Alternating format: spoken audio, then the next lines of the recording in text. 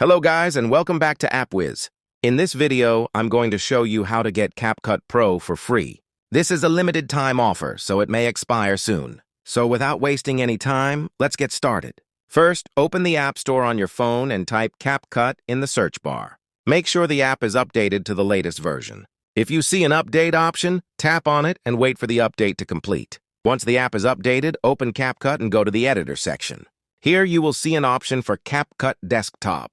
Tap on it and you should see a message saying, "Get free CapCut Pro." You can either send the link to your email or simply copy the link.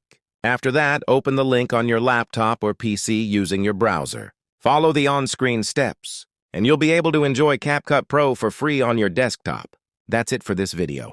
Make sure to like and subscribe to AppWiz for more helpful tips and tutorials. Until next time, see you soon.